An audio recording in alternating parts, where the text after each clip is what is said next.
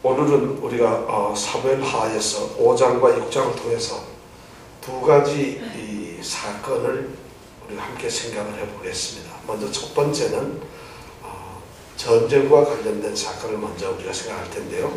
오늘 사무엘하 5장 17절부터 25절 말씀까지를 우리가 함께 읽도록 하겠습니다. 시작.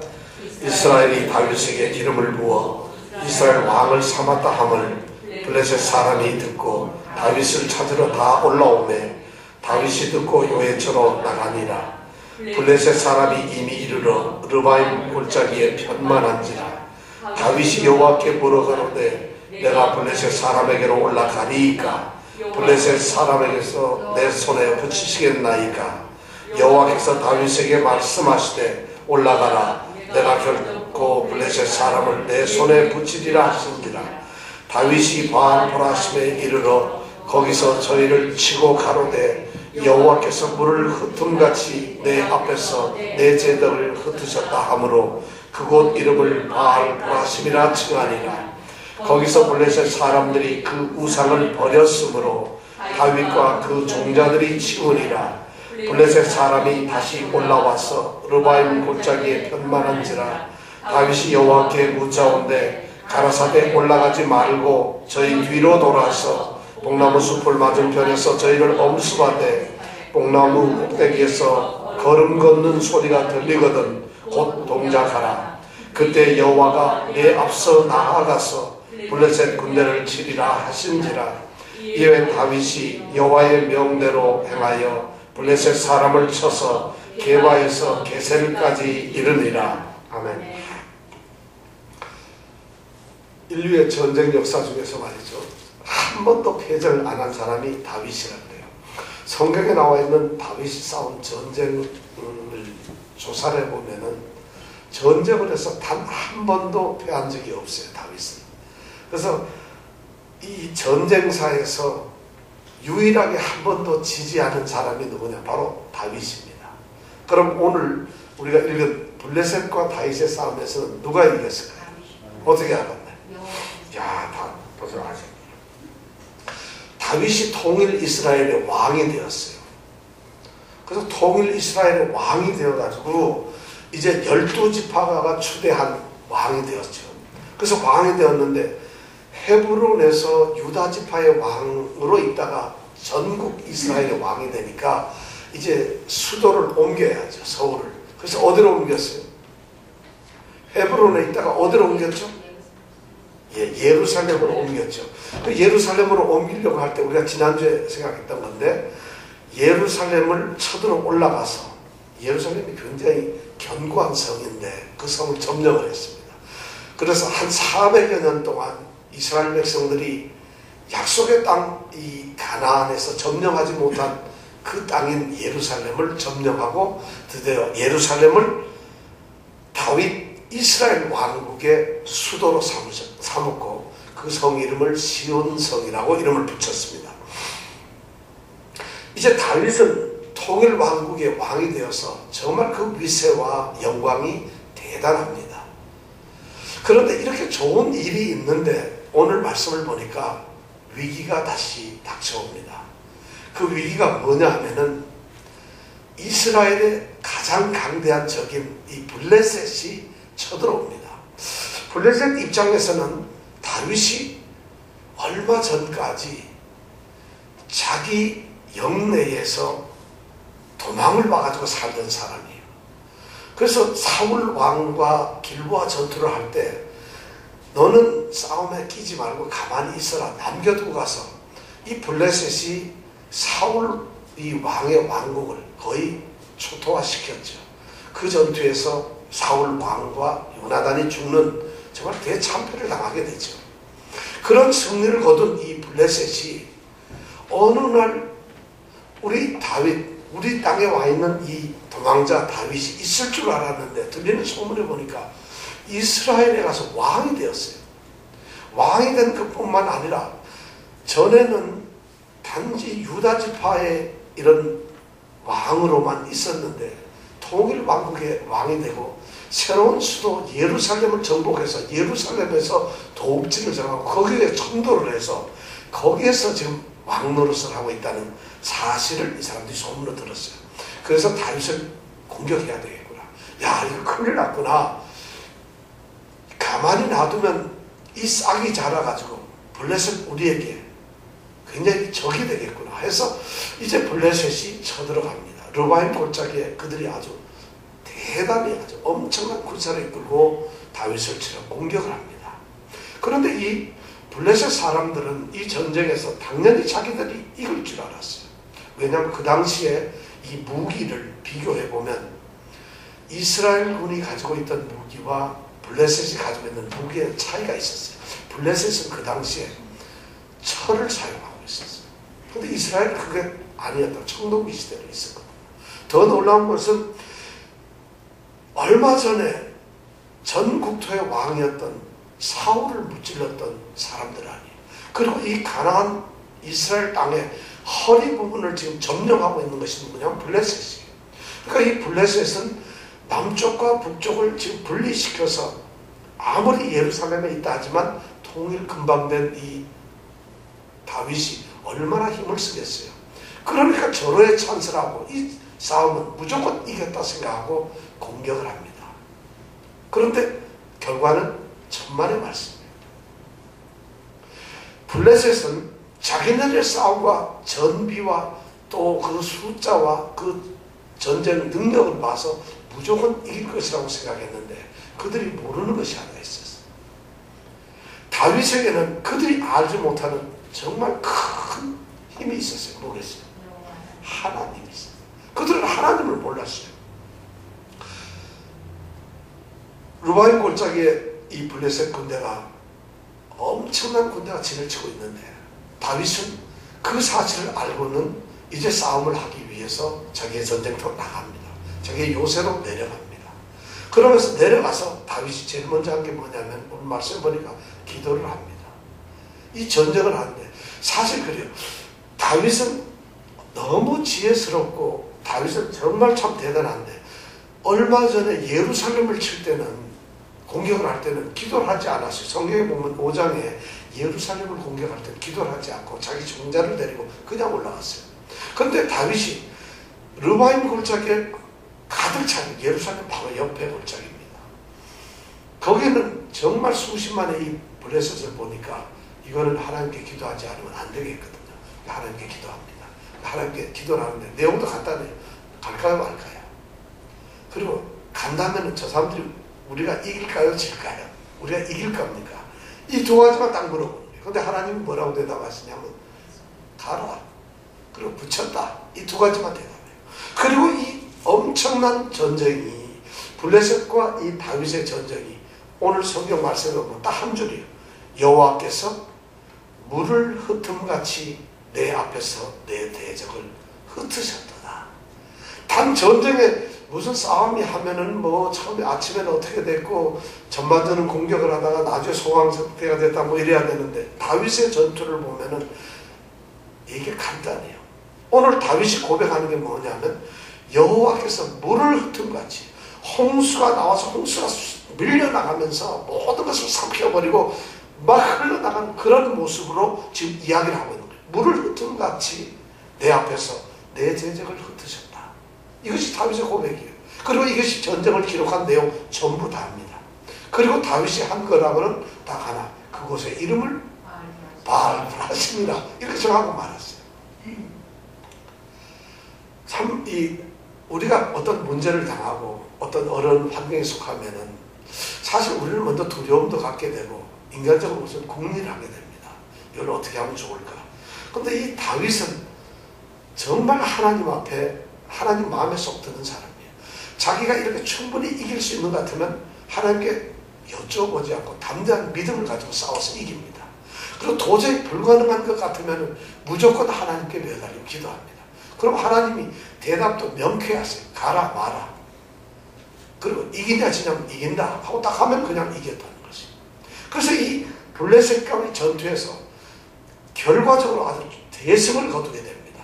그런데 거기 21절에 보면은 블레셋 사람들이 얼마나 놀랐는지 당황을 했는지 이 사람들이 자기네들이 가지고 있던 이 신상을 그들이 가지고 있던 다곤 신이며 이런 신상 우상들을 그걸 사실 가지고 제일 앞에서 싸웠는데 그걸 버려놓고 도망갈 정도로 아주 정신없이 혼비백산해서 도망가고 맙니다.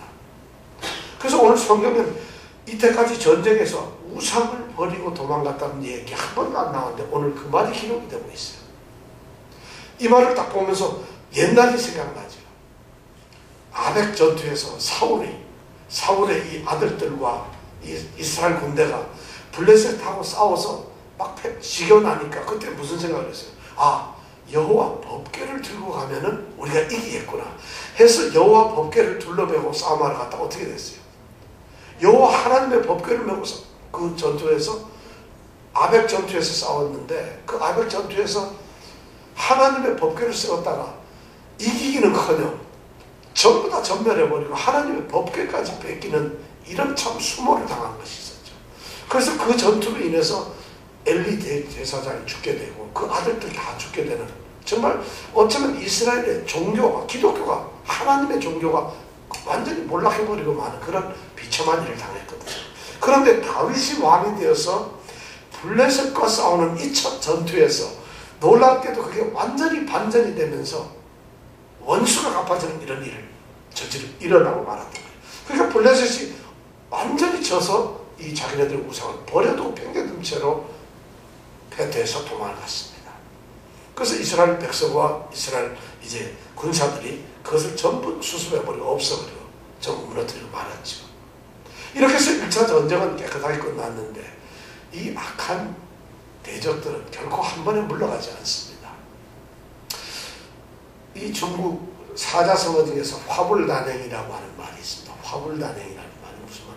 이 화는 이 나쁜 이런 화는 절대 한 번 오는 것이 아니다. 계속 반복해서 오는데 오늘 여기에 보니까 블레셋 사람들이 그렇게 도망을 가면 끝날 줄 알았는데 다시 공격을 해봅니다. 다시 그리고 와가지고 이번에는 남아있는 모든 군대를 다 데리고 와서 똑같이 르마임 골짜기에서 이제 전투를 하려고 기다리고 있어요.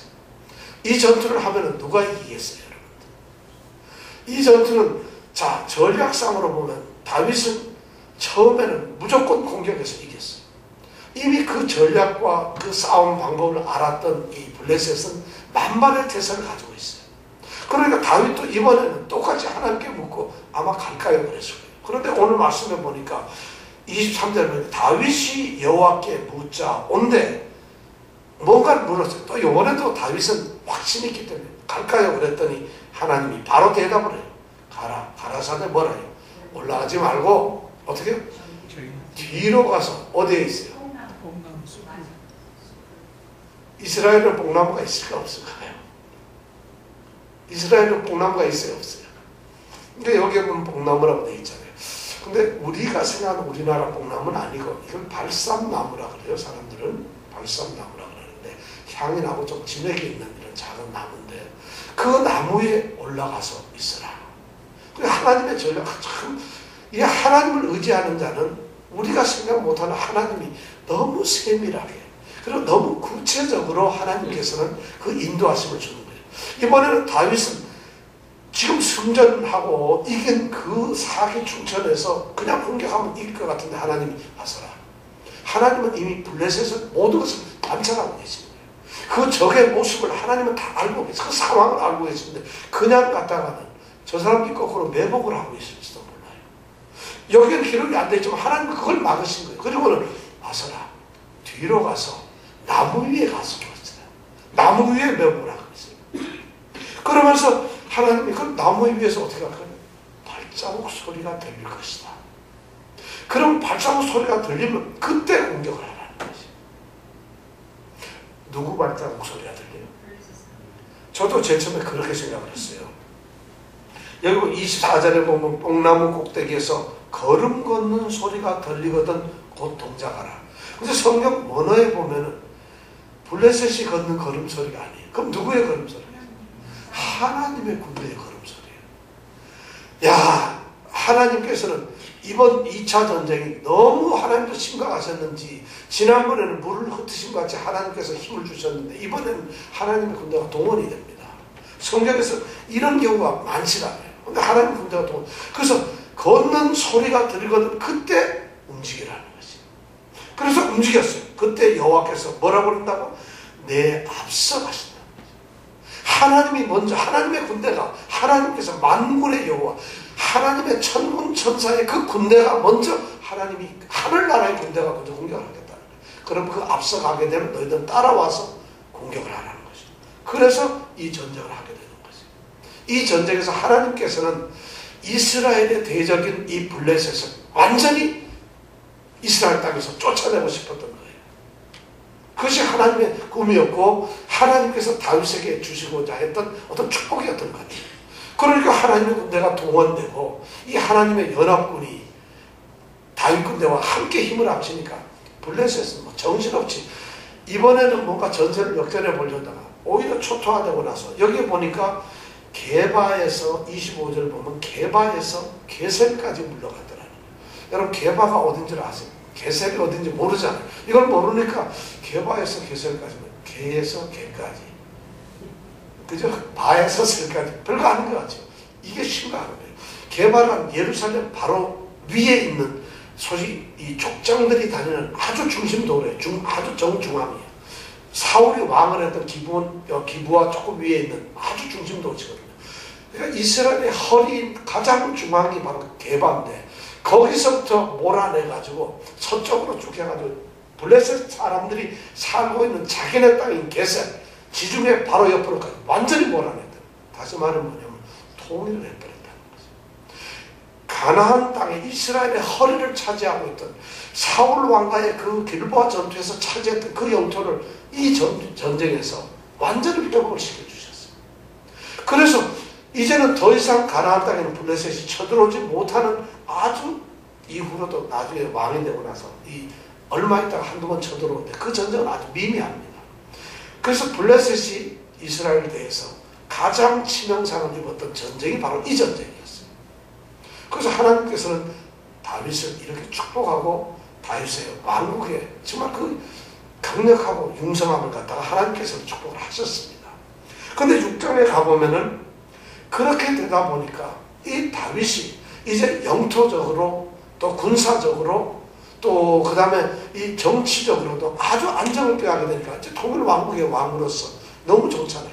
그런데 이 다윗의 마음속에 하나님께서는 아주 정말 너무 좋은 뜻을 하나 주셨어요.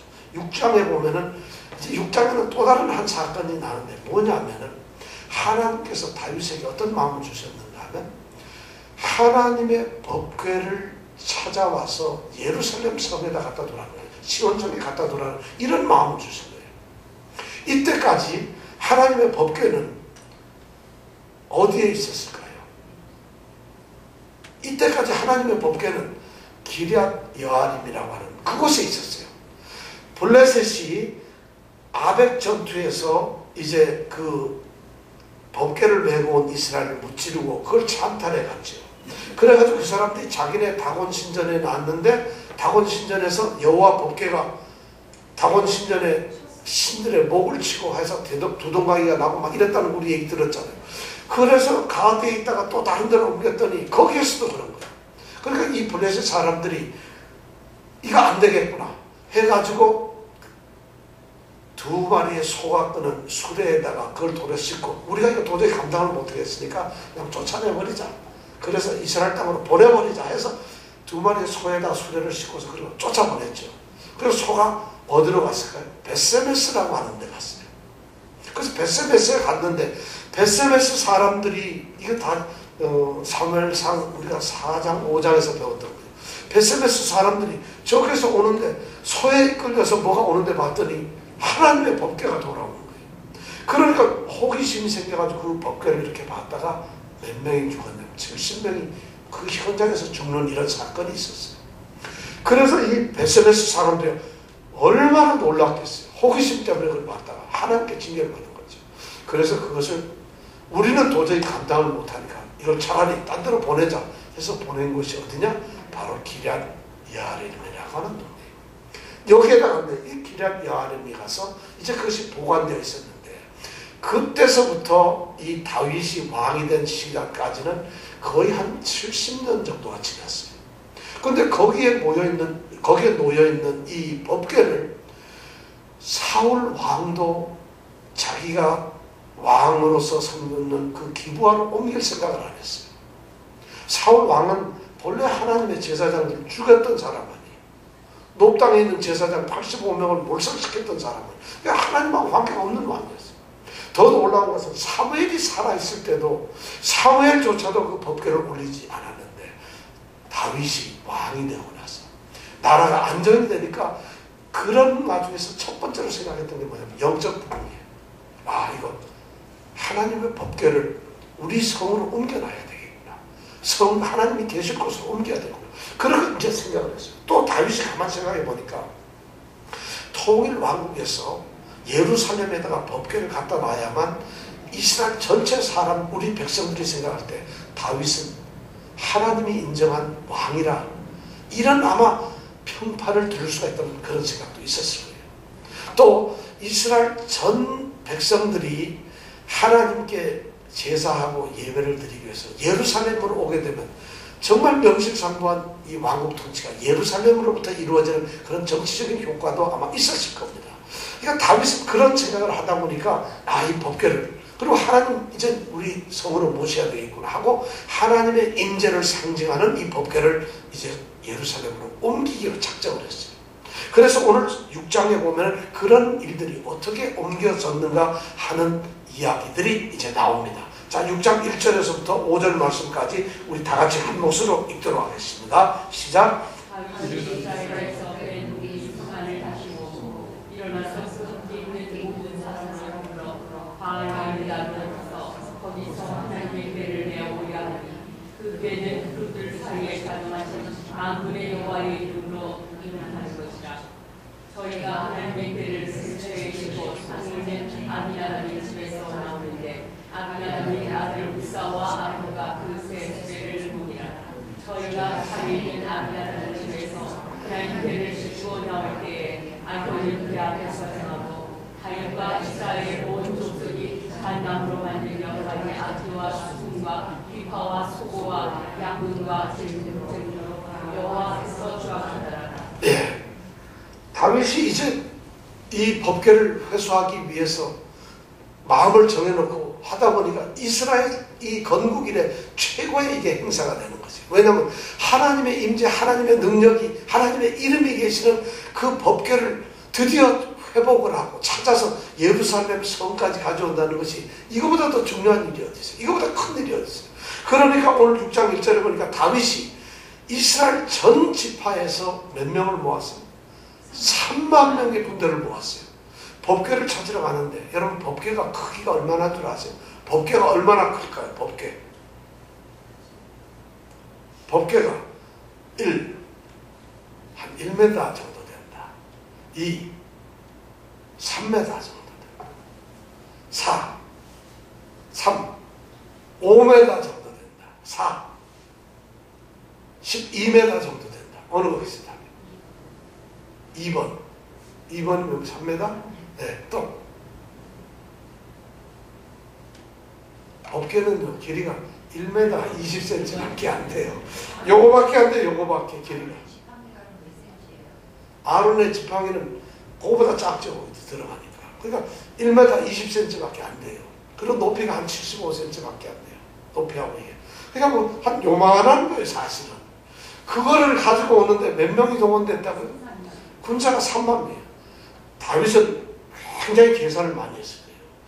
전 지파에서 사람을 차출해서 3만 명의 군대가 간다는 이 얘기는 뭐냐면 내가 이스라엘을 장악하고 있다는 걸 상징적으로 나타내는 거예요.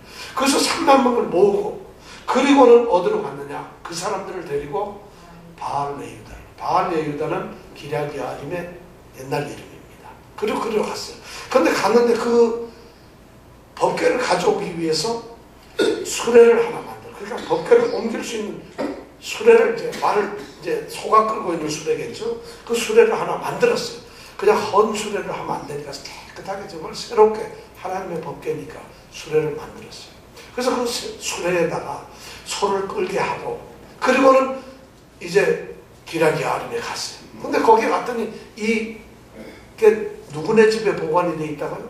아비나답이라고 하는 제사장 집에 보관이 돼 있어요. 그래서 이제 드디어 아비나답 집에서 이제 그 법궤를 꺼내서 수레에다 싣습니다. 그리고 이 수레를 몰고 가는데 아비나답의 두 아들이 있죠. 이름이 뭐? 우사와, 자, 이름 한번 외워보세요. 이름이 뭐? 우사가 뭐예요? 그 다음에 이름이 또 그 다음에 뭐? 아효. 예. 우사와 아효가 아들인데 이게 아들 같지는 않아요. 한 뭐 손자나 뭐 좀 되는데 하여튼 아들이라고 성경에 나와 있어요. 그래서 이 두 아들이, 이 사람들은 평생을 뭘 했을까요? 하나님의 법궤를 보관하고 있었던 사람. 예를 들어 거기 최소한 몇십 년이 있었을 테니까 이 아들들은 그걸 아마 보면서 자랐을 거고 그 법궤를 섬겼던 사람들일 거라는 거예요. 그러니까 그 사람들이 어떻게 보면 법궤 전문가죠. 그래서 그 사람들이 딱 데리고 이제 싣고 그리고는 수레에다 싣고 앞에서는 누가 간다고? 아효가 가고 뒤에서는 우사가 이제 갑니다. 그런데 그 앞에 수레가 움직이는 그 앞에는 오늘 오전에 보니까 다윗과 이스라엘 온 족속이 잣나무로 만든 악기예요. 그러니까 악기를 갖다가 잣나무로 만들었어요. 잘해요. 악기는 뭘로 만든다? 잣나무로 만든다. 그러면 이 법궤는 무슨 나무로 만들었겠어요? 법궤는 백향목? 자, 그것도 또 1, 2, 3, 4, 1 백향목, 2 그래도 법궤인데 오동나무, 3 소나무, 4 뽕나무, 5 아카시아 나무. 자, 이 중에서 보겠습니다. 법궤는 뭘로 만들었어요? 이거 굉장히 중요한, 법궤는 무슨 나무로 만들었어요? 자, 백향목나무, 오동나무, 소나무, 뽕나무, 아카시아 나무, 어느 거 있어요? 네? 우리는 그렇게 생각하는데 논리하지 마세요. 아카시아 나무로 만들었어요. 이스라엘에서 가장 흔하고 보잘것없는 나무가 바로 아카시아 나무예요. 그거를 이 출애굽기에 보면 하나님께서 명령을 내렸는데 법궤를 만들었는데 조각목으로 법궤를 만들어라 이렇게 돼 있어요. 조각목이 뭔가 봤더니만 그게 한자로는 아카시아 나무라는 뜻이에요. 이스라엘 객가에서 너무 흔하게 남은 정말 제일 별 볼 일 없는 나무인 그 아카시아 나무로 뭐를 만든다? 법궤를, 하나님의 임재를 상징하는 법궤를 만들었어요.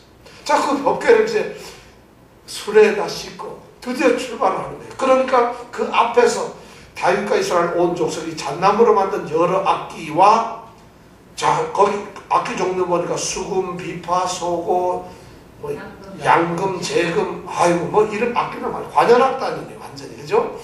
오케스트라가 연주를 하는 거예요. 그 당시 최고의 연주를 하는 거예요. 그러니까 막 대축제죠. 수많은 오케스트라, 단원이야. 제가 보기에 이거는 이 당시에 3만 명이 군대가 동원됐으니까 여기에서는 아마 이 밴드, 이 오케스트라가 한 몇백 명 됐을 것 같아요. 그러니까 그게 막 빵빠레를 울리면서 지금 대축제를 벌이면서 드디어 옮깁니다. 얼마나 다윗의 가슴에도 뿌듯함이 있어요. 하나님의 여호와의 법궤를 옮겨가는 거지. 이스라엘 온 백성이 드디어 하나님께서 우리나라를 통일시켜 주시고 블레셋을 무찔렀고 이제 우리가 이 하나님의 법궤를 가지고 간다. 그리고 그 신앙심, 종교적인 회복, 엄청난 일이 벌어지고 있어요. 그러니까 온 이스라엘이 기쁘고 다윗도 기뻐서 어쩔 줄을 몰라요. 오늘 이 말씀을 보니까. 자, 그런데 문제가 생깁니다. 우리가 6절부터 11절까지 한번 같이 읽어보겠습니다. 시작. 잠깐 어디에 도착했습니까? 네, 다음 계속 읽으세요. 시작.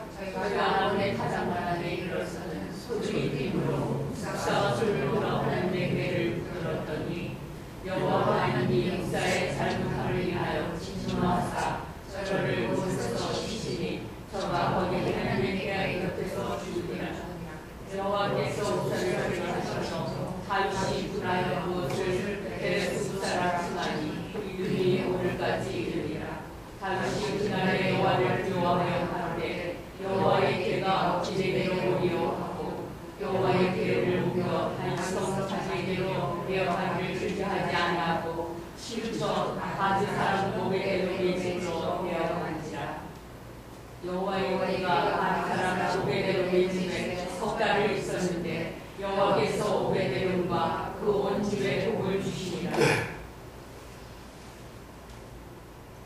대축제가 벌어지고 있는데 이 법궤 이동 대축제를 지금 하고 있는데 난 큰 사건이 벌어졌어요. 오늘 보니까 낙원의 타작마당이라고 이 추수 타작하는 그 마당을 지나려고 할 때 사건이 터졌는데 무슨 사건이고 소가 그만 갑자기 뛰어버리는 거예요. 그러다 보니까 소가 뛰니까 수레가 덜컥덜컥 하는 거예요. 여러분 수레에다가 지금 이것을 실었다 하면 오늘날 우리가 심는 것처럼 밧줄로 잘 묶어 하나님의 법궤를 어떻게 밧줄로 묶겠어요. 그죠? 그러니까 3000년 전을 한번 생각을 해요. 3000년 전에 수레를 만들었다면 어떻게 만들었어요? 상상을 해보죠.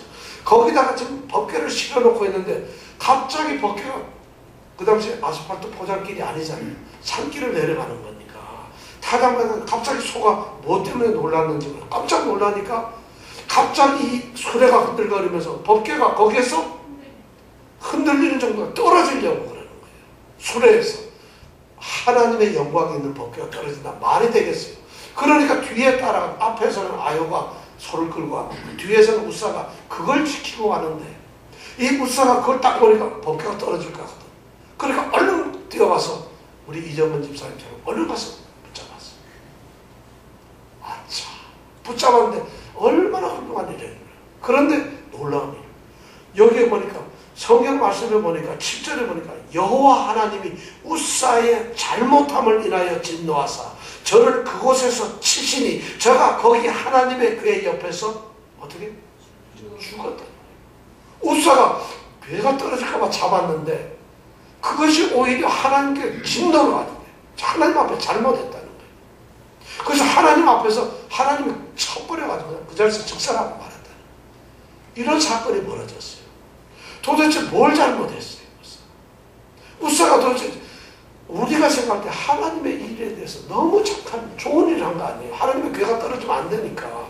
그래서 궤에다 손을 대고 말았어요.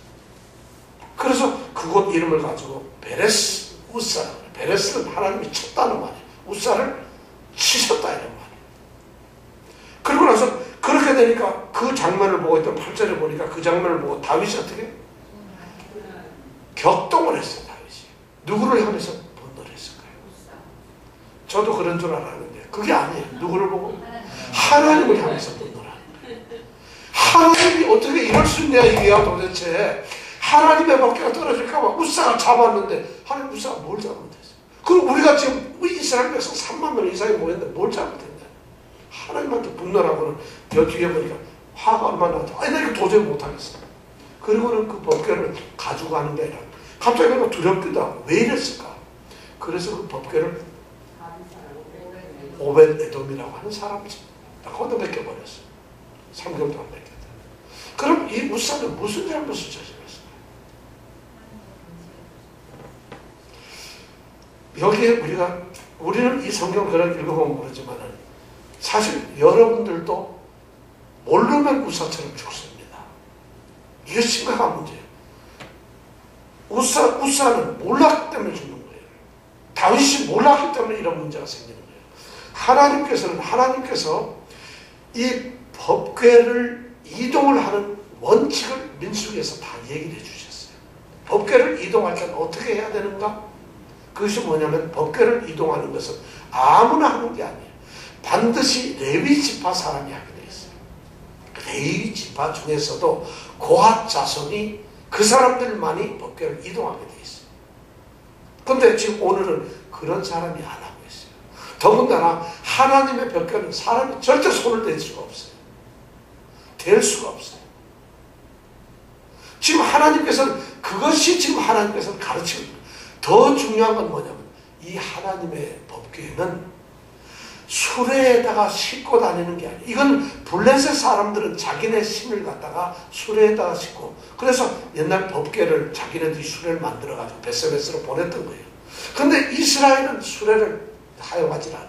하나님께서는 법궤를 이동을 할 때는 반드시 고핫 자손의 레위 지파의 이 고핫 자손들이 그 자손들이 내 귀에서 이제 밑으로 쇠고랑을 만들어 나무를 끼고는 이 나무를 끼고 반드시 둘러매고 끈으로 해서 또 둘러매고 그래서 매고서 움직이게 되어 있어요. 이것이 하나님의 법이었어요. 하나님께서는 법궤를 운봉할 때는 반드시 레위 지파 고핫 자손이 어깨에 메고 걸어서 움직이라. 이렇게 명령을 해놓은 거예요. 근데 다윗이 모르는 거예요. 웃사도 모르는 거예요. 왜 몰랐을까요? 지금 이 법궤가 없어지고 난 지 70년 넘게 됐어요. 방치가 된 게. 사무엘이 죽은 지 벌써 수십 년이 됐어요. 이스라엘에 하나님의 말씀, 소위 말해서 모세가 자기네들에게 얘기했던 하나님의 말씀을 아는 사람들이 없다는 거죠. 심각하다. 하나님께서 그런 규칙과 하나님의 법의 율법이 정해졌다는 것을 아무도 얘기 안 하니까 하나님에 대한 열정과 뜨거움과 하나님을 사랑하는 마음과 하나님을 공경하는 마음은 있는데 어떻게 해야 되나 하나님에 대한 지식이 없었다. 말씀에 대한 지식이 없다. 그러니까 열심만 있으니까 하자 하고 그렇게 했다가 우사가 죽고 마는 것이에요. 왜 다윗은 지금 이 순간에 법궤를 옮겨놓은 이 순간에 블레셋처럼 그 블레셋과 전투를 할 때처럼 왜 하나님께 묻듯이 제사장들에게 물어보질 않았을까요? 왜 하나님의 뜻을 묻지 않고 독단적으로 자기 판단에 의해서 이런 결정을 내리게 됐을까요? 모르니까 이런 문제가 생기죠. 이것이 바로 우사가 죽게 되는 결정적인 이유입니다. 하나님께서 그렇게 해서 쳐버리고 마는 거예요. 왜냐하면 하나님께서 너희들이 나의 계명을 어겼다는 것이죠. 이런 식으로 옮기는 것이 아니고 이걸 만져서도 안 되는데 우사는 만졌던 거예요. 안 만졌으면 여러분 생각에는 어떻게 해요? 이렇게 떨어졌을까요? 전 제가 보기엔 절대 안 떨어졌을 거라고 생각을 해요. 아무 문제가 없었을 거예요. 하나님께서는 지금 이스라엘을 향해서 경고를 하고 있어요. 다윗을 향해서 경고를 하고 있어요. 네가 나를 위하는 것 같지만 나를 위하는, 법궤를 위하는 너의 마음에 그 신앙은 좋지만 우리가 신앙을 가지고 있다 하더라도 신앙이 하나님에 대한 말씀의 지식이 없으면 그것이 문제라는 거죠. 우리가 주여 주여 하는데 하나님을 모르면 제가 늘 얘기하죠. 하나님을 잘 모르고 성경에 나와 있는 그 하나님을 모르고서 하나님 하면은 미신을 섬기는 거하고 똑같은 거예요. 하나님을 모르니까. 우리가 열심히 있다고 하는데 말씀을 모르어요. 열심을 있다고 하는데 우리가 엉뚱한 짓을. 하나님께 예배를 드려야 되는데 예배 시간에 다른 짓을 해요. 이것이 바로 그런 문제예요. 하나님의 예배는 어떻게 드려라 하나님께서 예배 신령과 진정으로 예배를 드려라 뿔뿔이 하는데 우리가 그것을 어긴 거예요. 우사가 만약에 저는 이것을 할 수가 없습니다. 이것은 술에 실어서도 안 됩니다. 이것은 반드시 고아 자손이 와서 둘러내어야만 합니다. 이것이 율법입니다. 이랬더라면 아무 문제가 없었을 거 아니에요. 우리가 하나님을 섬기는 데 있어서 하나님의 법을 어기는 경우가 너무 많아요. 하나님이 정하신 하나님의 계명을 우리가 모르고서 하는 것이 너무 많아요. 그런데도 우리는 교회 안에서 열심히 오늘날도 그런 일이 너무 교회 안에서 열심히 있어요. 너무 아주 헌신을 해요. 그런데 하나님을 모르고 하는 이 헌신은 하나님께서 칭찬을 해주기는 커녕 어떻게 된다고? 어떻게 될 거예요? 어떻게 돼요, 여러분? 죽어요, 죽어. 그게 뭐냐면 모르고 해서 죽은 것이 아니라 하나님의 법을 어기면 그렇다. 그래서 우리는 하나님의 법을 지켜야 되는 거예요. 오늘 우리가 하나님의 법을 하나님의 이 말씀에서 어떤 사람들은 말씀에서 설교를 하면서 교회에서 말씀을 가르치는데 말씀이 아닌 것들을 가지고 축복해서 여러분 하나님 믿고 돈 많이 버세요. 성경에 보면 돈 많이 번다는 얘기 제가 단 한 번도 못 찾아봤어요. 자식들이 잘 된다. 그런 말씀이 없어요. 그런데 우리가 오늘날 이 하나님의 말씀을 갖다 교회 안에서 말씀대로 전하지 않는 거예요. 하나님 말씀에 자기네들이 필요한 대로 막 빼버리고 어떤 것을 더해가지고 얘기하고 어떤 건 하나님이 이쪽을 얘기하는데 이걸 얘기를 해버리고 하나님의 법에서 더했다 뺐다 뒤틀었다가 없앴다가 어떤 거는 하나님의 말씀이 아닌 걸 갖다가 말씀인 것처럼 이렇게 해버리고 나니까 이것이 문제가 되는 거예요. 하나님을 섬기는 것은 반드시 하나님의 방식, 하나님이 정하신 방법이다. 하나님의 뜻대로 섬기는 것이다. 하나님이 택하신 사람이 하나님의 일을 하는 것이에요. 아무나 하는 것이 아니라는 것이죠. 나는 하나님 일을 하고 싶어요. 하나님께서 하나님의 일할 사람을 레위 지파의 고아스로 정해가지고 법궤를 매도록 하는 거예요. 그리고 그들이 하나님이 정하신 그 방법과 뜻대로 해야 됐다는 것이에요. 그래서 우리가 로마서 10장에 보면은 바울 사도가 이스라엘 백성들에게 얘기하잖아요. 저희가 열심히 있으나 이스라엘 백성이 하나님께 열심히 있지만 지식이 없다는 거예요. 그래서 하나님의 법을 모르고 자기 의를 세우려고 힘을 썼어요. 그래서 하나님의 법을 순종치 않았다는 거예요. 그래서 저희들이 하나님께 징계를 받았다. 유대인들이 그래서 이스라엘 사람들이 벌을 받았다는 거예요. 유대인들이요. 그래서 유대인들이 하나님을 자기네들은 율법을 가지고 하나님 섬긴다 했는데 구원의 성경에 보면 하나님께서 예수 그리스도 구세주를 메시아를 보내서 그리스도를 보내서 구원자를 보내겠다 했는데 이 사람들이 열심은 있는데 쓸데없는 거 지키고 막 이런 걸 지키는데 하나님께서 그런 구원의 방법을 계시하고 예언하신 그걸 무시하다 보니 예수를 안 받아들였던 거예요. 열심은 있어요. 그 사람들이 성전에서 제사 드리고 소도 잡고 양도 잡고 제사 드리면서 너무 열심히 제사를 드려요. 그리고 절기가 되면 6월절이고 뭐 이런 절기가 되면 전 세계에서 유대인들은 다 모여가지고 예루살렘 성전에서 며칠 한 달 넘게 걸어와가지고 제물을 드리고 제사를 드렸어요. 열심히 너무 좋죠. 그런데 그들이 구원을 받지 못해요. 왜냐? 하나님의 법을 몰랐기 때문에. 하나님께서 독생자 예수 그리스도를 통해서 구원을 주신다는 것을 성경에 약속을 하셨는데 예수가 왔는데 이 사람이 예수를 받아들이지 않는 거예요. 예수를 무시해버려요. 가짜 복음을 믿고 있는 거예요. 엉뚱한, 그러니까 열심히 행동하는 것으로 섬기는 걸로. 여러분 예배가 참대로 참다운게 온전한 예배가 드려지지 않고 예배 여러분 1000번 10,000번 드려도 그건 예배가 아닙니다. 하나님께는. 여러분들이 헌금을 갖다가 있는 걸 다 드렸어도 그 헌금을 하나님께 드리는 감사의 예물이 아니라면 아무것도 아닙니다. 교회에서 아무리 봉사해도 소용이 없어요. 평생을 하나님을 섬긴다고 교회를 다녔어도 그냥 하나님께서 기억을 못해요. 하나님께서 원하시는 말씀의 사람이 아니면 그렇다는 거예요. 지금 그 얘기를 하고 있는 거예요. 다윗이 얼마나 열심히 있어요. 하나님의 법궤를 예루살렘으로 옮기려고 했는데 그런데 이런 사건을 당했다는 거예요. 사람이 죽어버렸어요. 다윗의 책임이죠. 어떻게 보면은. 이 사건이 있고 나서 다윗이 두려움 때문에 깨달았어요. 오벳 에돔 집에다 옮겨놨는데 거기에서 뭐 오벳 에돔이 3개월 동안 자기가 보관한대. 오벳 에돔은 하나님으로부터 축복을 받아요. 그 3개월 동안. 여러분 사실 그렇죠. 법궤를 옮기다가 우사가 현장에서 즉사를 했는데 왕까지도 겁내고 이스라엘이 다 두려워서 도망을 가버리고 마는데 그런데 그 법궤가 오벳 에돔 집으로 갔다. 여러분 그게 최유성 집사님 집으로 갔다 생각해보세요. 아 이건 내가 죽었구나. 얼마나 두렵겠어. 왜 죽었는지 영문도 모르는데 법궤는 글로 옮겨 놓으니까. 그런데 오벳 에돔 이 사람 집은 3개월 동안 있었는데 하나님이 축복을 막 내렸다. 성경에 보면 그렇게 나와 있어요. 왜 축복을 내렸을까요? 제대로 섬겼어요. 이 오벳 에돔이 여기서는 뭘 했는지 아무 얘기도 안 하고 복만 받았다는데 역대상이나 뒤로 넘어가 보면 자세히 설명했는데 오벳 에돔은 나중에 예루살렘 성전에서 성전 문을 지키는 문지기가 됩니다. 그러면서 예루살렘 예배 드릴 때 이 악기를 다루는 연주가들이 됩니다. 그 집안이. 정말 하나님을 어떻게 섬기는지 알았다는 거죠. 그러니까 하나님이 축복을 하는 것이죠. 그러니까 이 오벳 에돔이 복을 받았다는 소식을 다윗이 듣게 되니까 아니 뭐야 우리가 할 때 사람을 죽이더니 이 집은 어떻게 된 거야. 그때 비로소 이 다윗이 알아봅니다. 그리고는 그 다음에 보니까 정말 이제 사람들 어떤 사람들 레위 지파의 고아 사람을 데리고 갑니다. 그래서 그 사람들로 하여금 그 다음 성전에 이제 성경에 보면은 자 우리 한번 같이 읽어볼까요?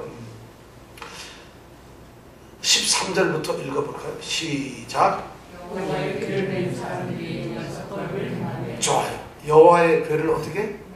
맨 사람들이 드디어 고핫 지파에서 율법을 드디어 찾았다는 거예요. 하나님의 말씀을 하는 거 고핫 사람들이 법궤를 어떻게? 맸어요. 그러니까 사고가 나겠어 안 나죠. 이제는 두려워요. 율법임에도 그 말씀을 듣고서 그대로도 두려워.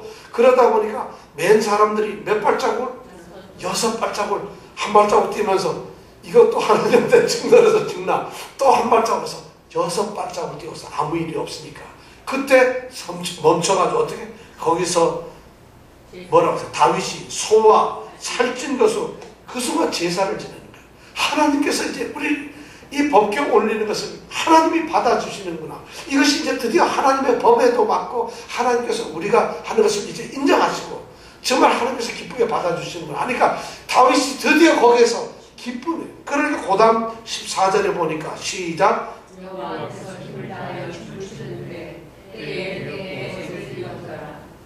그 다음 가나안과 온 이스라엘 족속이 부르짖어 부르며 나팔을 불고 여호와의 궤를 메어 네. 드디어 이 궤를 옮기는 것이 하나님의 뜻에 맞고 법에 맞았던 거예요. 그러니까 이제 드디어 참된 예배가 여기서 이루어지는 거예요. 다윗이 얼마나 기쁜지 몰라요.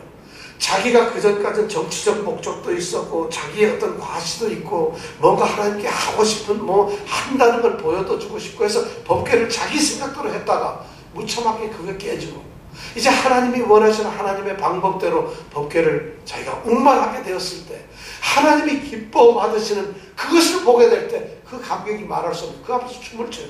다른 성경, 이 성경에 보면은 힘을 다하여 춤을 췄다 이렇게 되어 있는데 배 에봇을 입었더라 이렇게 되어 있는데 춤을 다하여 춤을 췄다는 게 거의 뭐 빙빙 그 원어에 보면 빙빙 걸 돌면서 우리로 말하면 여러분 옛날 춤추는 거기 그 뭐죠? 우리 옛날에 한국에 가면 막 음악 나고 춤추는데 나이트. 지금 여기 말씀이 그거예요. 다윗이 그 앞에서 얼마나 기쁜지 하나님께서 이제 법궤를 옮길 수 있고 축복을 하신다는 게 얼마나 기쁜지 그냥 다윗이 껑충껑충 막 거의 미친 사람처럼 거기서 춤을 추는 거예요. 너무 감격이 되니까. 예배는 그렇게 드리는 거예요. 어쩌면 예배는 하나님 앞에서 우리의 모든 것, 우리의 체면은 모든 게 없어. 하나님이 함께 하신다는 그 기쁨이 얼마나 기쁜지. 그러니까 옷이 벗겨지는지도 모르고 춤을 췄다. 이 뒤에 가보면 역대상 그렇게 나와요. 옷이 벗겨진 거죠.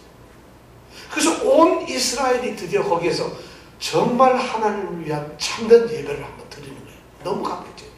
그래서 그것이 무사히 와가지고 다윗성에 정착이 됩니다. 다윗성으로 옮겨져서 이 다윗이 법궤를 놓기로 딱 쳐놓은 그 장막이 있는데 그 장막 안에다 법궤를 옮겨놓습니다. 그래서 드디어 하나님께서 하나님의 임재가 예루살렘 성에 이 시온성에 있게 되는 거고 다윗의 왕권에 하나님께서 함께 하신다는 상징이 드디어 여기서 이루어지는 것이. 그러니까 다윗은 이제 축복받은 왕이 되죠. 그런데 문제가 하나 생겼어. 그렇게 다윗이 법궤를 옮기고 이 법궤를 여러분 옮기는 게 이 나곤의 타작마을 마당 거기서부터 예루살렘까지 거리는 한 16km 정도 돼요. 16km면 여러분 이 고핫 자손 제사장 자손들이 그걸 둘러매고 여러분 몇 킬로 간다고요? 16km를 걸어간다 생각해보세요. 엄청난 일이죠. 그런데 그 일을 하는 거예요. 그래서 갔어요. 그래가지고 이제 옮겨놓고 났는데 문제가 하나 생겼어요. 다윗이 그렇게 기뻐서 날뛰어 춤을 추는 것을 보고 있던 한 여인이 있었다.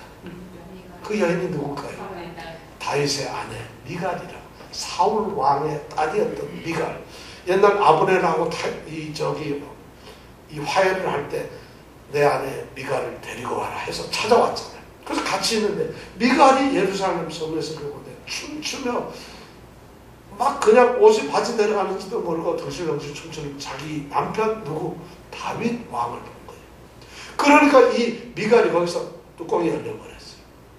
일국의 왕인데 이 나라의 왕인데 수많은 백성들이 보는 앞에서 미쳐 날뛰면서 춤춰요. 바지 내려가는 것도 모르고 춤을 추고 앉았다는 거예요. 그러니까 미갈이 아유 못 배운 인간을 할 수가 없구나.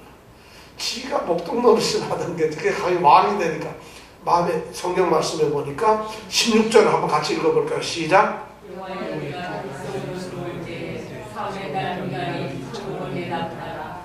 다윗 왕이 여호와 앞에서 이르며 춤춘 것을 보고 심중에 저를 없이면 심중에 저를 어떻게 해요? 없이면 완전히 무시했거든요. 저 인간 말도 안 되는구나. 그러고 나서는 이제 다윗이 이제 법궤를 세워놓고 그리고는 거기서 제사를 드리고 돌아왔어요. 그리고 이스라엘 백성들 일한 사람들한테 고기 한 사람씩 떡도 포도도 조금 나눠주고 잔치를 끝냈어요. 그리고 집으로 왔어요. 자 그러면 집에 왔는데 다윗은 이 기쁜 날 이제 가족들에게 축복도 하려고 하는데 미갈이 짝 나타나면서 뭐라 그랬겠어요? 바로 바가지를 긁기 시작하는 거예요. 아유, 할 수 없어 목동주제에 왕 되더니만 천방지축 아무것도 모르네. 기뻐도 그렇지 거의 미쳤어. 저렇게 사람들 앞에서 채통머리 없이, 여기 보면 지금 얘기한 말을 이렇게 보면은 뭐라고 얘기하는가 하면은 엄청난 얘기를 하고요. 예? 20절에 보면 뭐예요?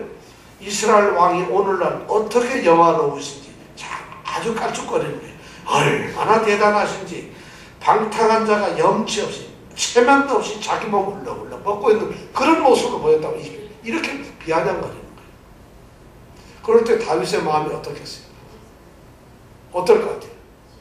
오은금 집사님이 만약에 이병택 집사님한테 이렇게 말을 했다. 남 일 열심히 해가 지금 막 들어왔는데 아 인간아 이랬다면 어떻게 하겠어요? 오은금 집사님 번개가 번쩍했을 거야. 그죠? 그렇게 해서 다윗도 흥분한 거예요. 야, 그러니까 다윗이 미갈에겠지. 징계를 합니다. 그런 말을 하지 마라. 내가 춤을 췄던 것은 여호와 앞에서라는 거야. 하나님 앞에서 하나님께 찬양을 했던 건데, 하나님 앞에서 찬양 드리는 것이 사람의 눈에 들어온가? 사람의 보는 것이 들어온가? 오늘날 우리에도 그런 게 있잖아요. 교회 너무 열심히 하면 야, 적당히 미쳐라. 너 예수 너무 열심히 미쳤어. 미치는 게 죄인가요? 근데 여기서 잘못 미친 게 문제야. 미쳤다 그래가지고 밥도 안 차려놓고 나가가지고 그냥 교회에서 기도한다고 맨날 했어. 이거는 제가 보기엔 그건 잘못 미친 거예요, 사실. 밥도 다 차려놓고 남편 올 때도 기도하다가 얼른 들어가가지고 밥 같이 차려놓고 먹고 이래야 되는데 먹든지 말든지 나는 하나님께 영광을 드린다. 기도하는 거 이건 난 전 옳지 않다 생각해요. 근데 바로 미갈이 그런 생각을 하는 거예요. 하나님 앞에서 지금 다윗은 하나님 앞에서 대축제를 벌이고 하나님께 예배를 드렸는데 그것이 사람 보기 안 좋았다는 거죠. 그러니까 다윗이 그렇게 얘기하는 거예요. 너는 그렇게 볼지 모르지만 나는 춤을 췄던 것이 하나님 앞에서다. 나는 하나님을 섬겼던 것인데 그런데 너는 사람의 눈으로 그걸 보고 있구나. 너는 다름 아닌 하나님께서 그 영광을 취해버려서 벗어났던 사울의 딸이다. 그래서 사울의 딸 미갈이라고 이런 표현을 딱 쓰는 거예요. 여기서 드디어 사울 왕가와 다윗 왕가의 명확한 구분이 나서면서 이때 이제 미갈을 마지막으로 사울 왕가를 완전히 멸망을 합니다. 그러면서 저 하나님께서 그래가지고 무슨 일을 했다고 23절에 보니까 시작. 그러므로 사울의 딸 미갈이 죽는 날까지 자유되었습니다. 하나님께서 미갈에게 엄청난 저주를 하신 거예요. 완전 징계를 하신 거예요. 예배하는 자들에게 하나님의 사람들에게 했던 거예요. 그러니까 다윗은 어떻게 보면은 춤을 춰도 축복이고 다윗에게 대들었다가는 어떻게 되는 거예요? 어느 한 사람도 남아들지 못해요. 근데 그 다윗조차도 지혜롭게 하나님의 지식을 가지고 율법의 지식을 가지고 말씀에 따라서 하나님을 섬기지 않았을 때 하나님은 그것조차도 징계를 하십니다. 그런데 다윗은 오로지 하나님의 축복을 받았다는 거지. 오늘 이 말씀을 통해서 여러분들 중요한 교훈이 뭐냐면 하나님을 섬김에 있어서도 하나님의 말씀에 근거해서 섬겨야 된다. 참된 예배가 이루어져야 된다는 것이 중요합니다. 이것을 꼭 기억해야 됩니다. 그리고 무엇보다도 저는 우리 모든 성도들이 다윗과 같은 사람이 되길 원합니다. 다윗을 잘못 건드리면 다윗에게 대적하는 자는 물을 흩음같이 흩어버립니다. 다윗을 대적하는 사람은 애도 못 낳아요. 다윗을 대적하는 사람은 초토화되고 맙니다. 우리 여기 모든 성도들이 다윗이 누렸던 이 축복이 있기를 원합니다. 전적으로 하나님의 축복이 있기를 원합니다. 우리 함께 기도하겠습니다.